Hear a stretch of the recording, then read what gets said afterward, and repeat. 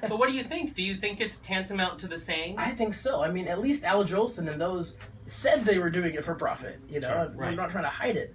I think this is the exact same, and I think we need to call it like that. Yeah. I think we can't kind of whitewash it and dumb it down because this is really messed up. You know, Right. It's hurtful to our Well, community. and let's face it. Okay, so now when we look back at pictures of Rachel Dolezal, you know, we said she was a black woman, so whenever we knew, we thought that, and now, let's be honest, we look at it like, well, that did look a little orange. Little different. Little John Boehner. Right? Right, Lots of exactly. toner on Little there. toner. So Yeah. this is, and what did you think about the allegations, or not just the allegations? When she went to Brown University, she was kicked out.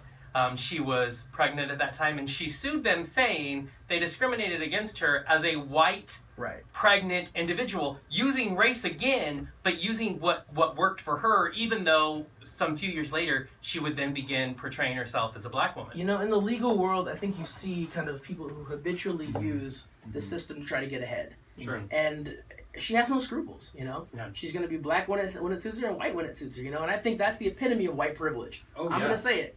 You know, if what is more white privilege than saying, I'm going to be black today?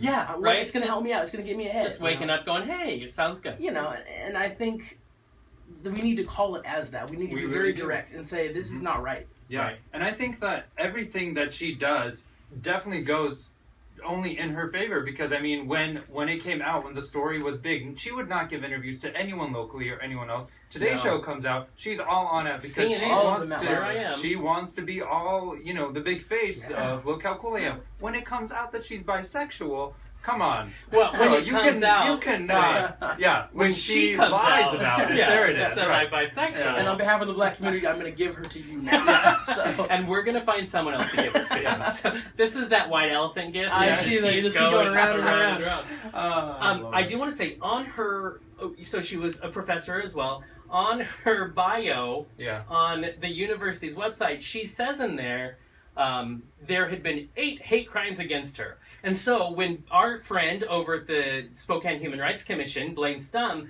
announced one that she got here, he announced it as this is the 9th time in less than a decade, which made him very angry when it came out that also there are not records to support that there have been that many hate crimes against her, but she's using it as part of her bio. Doesn't that show that she's using these things to promote herself? Not only that, it damages so much when things do happen. You know, when I have an experience and I have to tell my friends, oh yeah, somebody said this to me when I was getting gas, or when I was in a bookstore, someone said this to me.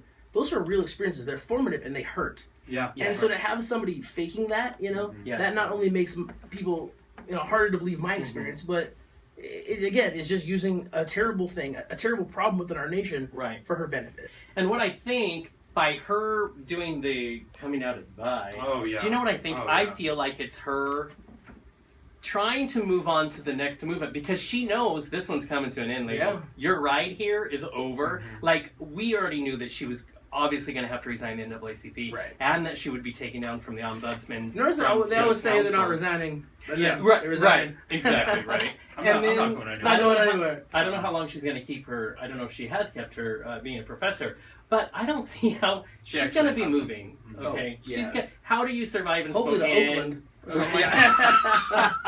Get back real quick. But I think she's looking for another movement to jump to, and she's going to now be bi in order to be part of that movement. For her to announce that she's bi is a bit... She should have done this from the first place, because that was a smarter move. No one can prove that you're not really, because... wasn't it in Europe just a few weeks ago that the guy had to show pictures to say that he was gay, which was ridiculous. So maybe you do have to kind of prove it. But at least it's not like, oh, there are pictures of her being straight when she was a kid, because that doesn't really work anymore. I mean, that's not the same argument, so... What do you think... As part of the NAACP, you know, one thing with her was they were doing more in Spokane, and that was her goal, is to make them more, you know, active, you know, and she's been called a bit aggressive with the things, but I understand that, I mean, we come from the LGBT movement. I understand the need to say, hey, we got to get serious. What do you think? Do you think it pushes us back? Do you think Spokane's going to be a little more... you know, conservative now because that scared them? Or, you know, anytime you put somebody in a leadership position and put them on a pedestal, so to speak, there's the chance that they're going to let you down. That doesn't mean you cannot be thankful for the good thing that they've done.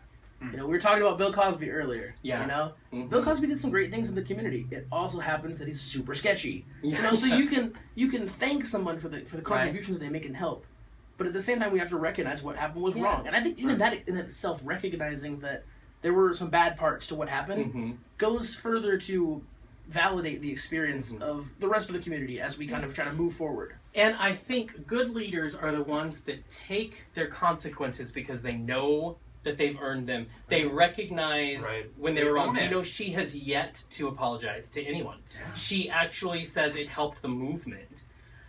That's the problem. As a good leader, you recognize when you mistake, because we're all human. Right. You recognize it and you accept the consequences that come from it, and then you try to be better as you move forward. Exactly. It has been a long time since I've seen a leader do that. Yeah, well, we are in the I did not have sex with that woman generation. You know, that is really the rule book for our leaders. Yeah. Well, I mean, and the fact that her interview, she just, I don't understand the question, walks out. I mean, well, that goes back to that. I mean, I'm gonna throw a little history. That goes back to Contra, right? Yeah. Oh, Reagan's like, I didn't know what was going on. I probably should have known. Right. You know, it's that whole apology that's not really apologizing. And I think a good leader steps up and says, I messed up.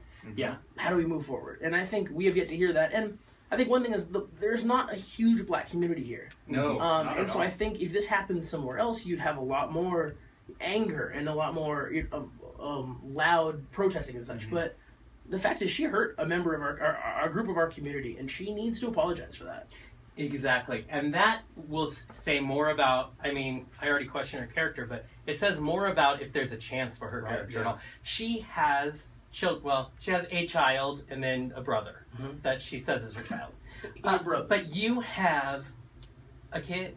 Yeah. This is the example you're passing on to your child. When does that, I feel like she's become that fame disease where she has been in her position for so long, she has pretended to have an experience for so long that she has forgotten how to be a human being. And the whole motherhood thing blows my mind. Right? I have a good friend. She just became a mother, and the change in her, the fact that everything is for her baby, you know, going without sleep, you know, and the fact that this lady would put her kid at not only like risk for taunting and stuff, but there's probably some physical harm risk out there just to get ahead, just to, you know.